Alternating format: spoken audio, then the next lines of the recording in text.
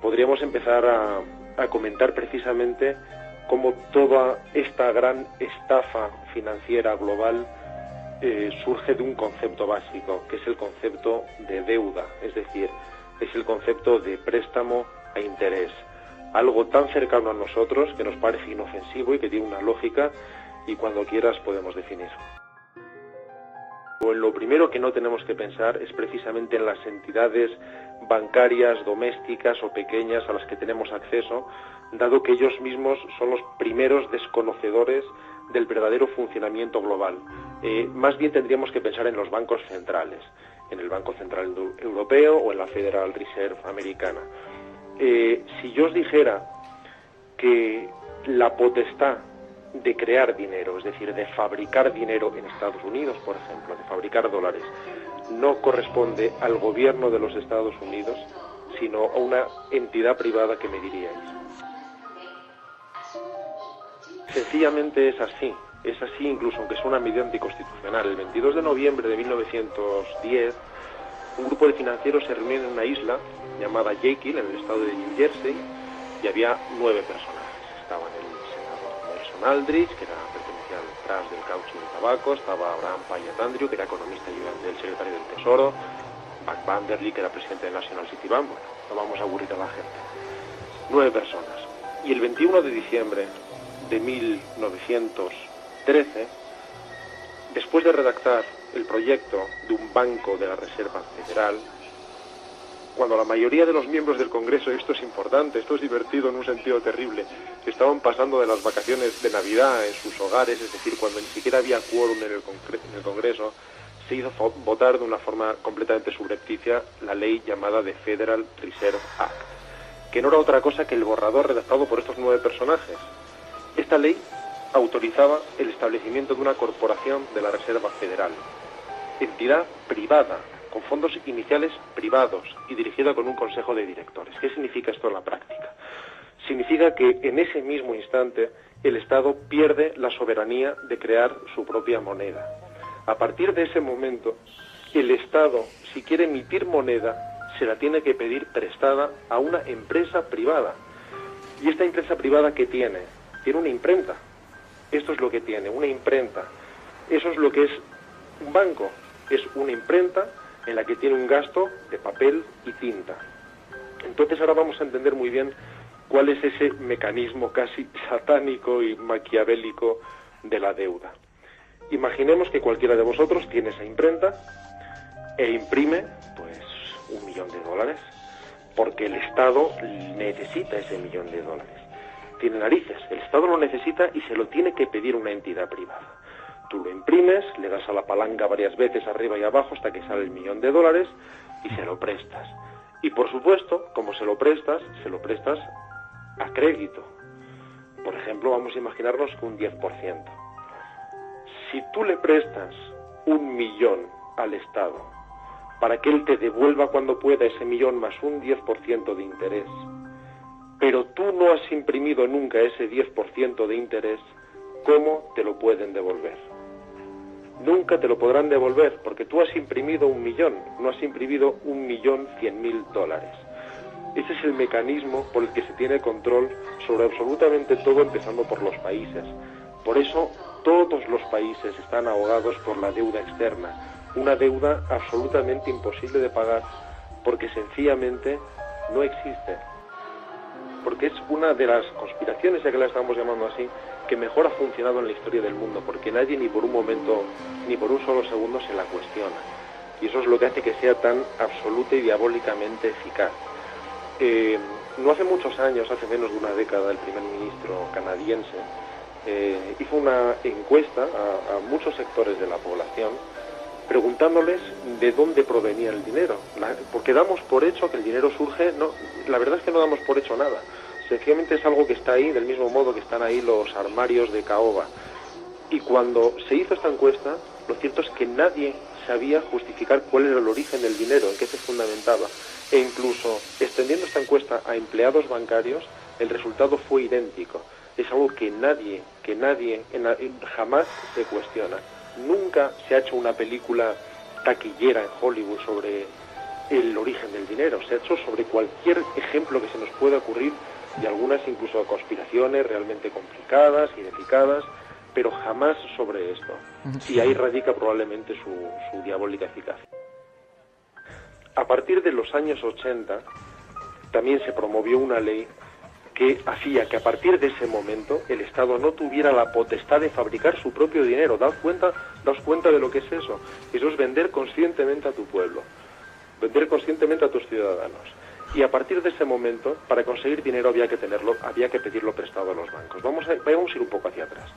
Nosotros en principio, podemos creer que el dinero, y que evidentemente es una especie de vale, es una especie de convención, solamente son unos papelitos, que se consiguen en virtud del oro que uno realmente tenga. Se supone que esa es la verdadera riqueza. En su momento, como eso era durante muchos siglos y milenios, era el patrón de medida, se consideraba que era lo que se llama signo, es decir, el signo es el oro. Teóricamente, en virtud del oro que un banco tiene, en virtud del oro que un país tiene, puede fabricar más o menos vales, es decir, más o menos billetes, más o menos dinero. Es más, nuestros padres y nuestros abuelos aún recordarán determinados billetes en los que ponía que eran convertibles y cambiables por oro en el Banco de España. Se suponía que ese oro existía y que estaba en alguna parte. Pero en un momento dado se infló de tal manera y artificialmente la cantidad de dinero que ya no respondía en absoluto al oro, y ahora hablaremos por qué. Se pasó a considerar el signo directamente el dólar, es decir, directamente un trozo de papel abstracto que crea una corporación privada. Actualmente ni siquiera los estados son soberanos y fabrican el dinero, sino que dependen de un banco central, en nuestro caso el Banco Central Europeo. Y lo que poca gente sabe es que el Banco Central Europeo es en la práctica una ventanilla de la Reserva Federal. Eso significa que aunque vivamos esta especie de ficción de que el euro está fuerte y que el dólar está débil, en realidad nosotros solamente podemos fabricar euros en virtud de la divisa que podamos tener acumulada en el Banco Central. Cuando me refiero a la divisa, me refiero a dólares. Solo puedes fabricar euros si tienes dólares. Esta es la razón por la que tantos países muy ricos, llenos de riqueza natural, tienen que vender todos sus productos, y aun teniendo una enorme riqueza objetiva, viven en la mayor pobreza, porque lo que necesitan es dólares, y entonces lo tienen que vender para conseguir divisa. Es absolutamente maquiavélico. Sé que al principio es difícil de entender, pero así es como funciona. De repente alguien descubre que solo el 10%, y lo voy a hacer breve, del dinero acumulado es periódicamente reclamado por la gente para sus operaciones habituales. Pensemos en cualquiera de nosotros. Tenemos una cantidad X en el banco, generalmente limitada, pero X en cualquier caso, y normalmente no disponemos de toda esa cantidad. Es muy raro, muy pocas veces sucede eso. O bien uno tiene muy poco dinero en el banco, o bien uno se compra algo muy grande. Y en general, cuando uno se compra algo de golpe, tampoco saca el dinero de golpe, lo que hace es una transacción bancaria. De manera que el dinero efectivo, el dinero contante y sonante, que se mueve, es muy limitado, solo el 10%. Eso significa que hay un 90% de dinero que descubrieron que se podía represtar como si lo tuvieran, de manera que en el acto el dinero creció de 10 a 100, es decir, de 100 supuestas monedas existentes, solo existen 10 reales y el resto se inventan. Lo curioso es que esto es absolutamente legal ahora mismo. Es lo que se llama un sistema fiduciario, que es el que sostiene nuestro sistema bancario, y que significa literalmente que está sostenido en la fe. Esta parte de esta gran estafa surgió modernamente en el año 1794 en el Banco de Inglaterra, cuando se les permitió, de repente, a los banqueros poder crear dinero con una proporción de 2 a 1. Aún no era la proporción de 9 a 1 actual, de 2 a 1. Y actualmente incluso esa de 10 contra 100, es decir, que solo el 10% del dinero que existe en el mundo en realidad es real, es decir, puede tocarse, puede olerse, en realidad es aún inferior. Ya estamos por debajo del 5%. Y este sistema, que precisamente se crea tal y como decías, a partir del préstamo, hace que además no haya marcha atrás, no hay escapatoria. Podríamos decir, si se pagara toda la deuda, todo esto acabaría. En primer lugar, toda la deuda, tal y como hemos aprendido, es imposible de pagar, porque ese dinero no existe, y como no existe no se podrá pagar jamás. Y además, si se pudiera pagar porque bajara Dios al mundo y arreglara las cosas para que pudiera ser de esa manera, todo el sistema colapsaría, porque está fundamentado en una huida hacia adelante, en un crecimiento exponencial, ni siquiera es aritmético, es geométrico, es imparable y colapsará antes o después, más antes que después. Pero en el momento en que dejara de haber préstamos, que dejara de haber créditos, colapsaría en el acto, porque precisamente el dinero se crea de la nada, de forma virtual, en virtud de estos préstamos. Cada vez que uno presta esta cantidad de dinero, está creando esa misma cantidad multiplicada por 10 en disponibilidad por el banco. Se la intercambian entre ellos, unos a otros, pero son solamente anotaciones contables, insisto. Y basta con que cualquiera de nosotros vaya mañana al banco y pida 6.000 euros, 3.000 euros, no nos los van a dar, no los tienen. Nos van a decir que volvamos pasado mañana.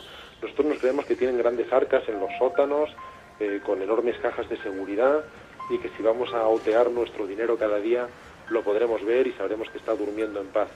Pero no es así, y estoy hablando de 6.000 miserables euros. Para haceros una idea, eso significa que en la práctica todos los bancos están literalmente al borde de la quiebra. Y solo existen porque se permite que existen, porque si no colapsaría el sistema económico y todo el país quedaría sumido en la más absoluta pobreza.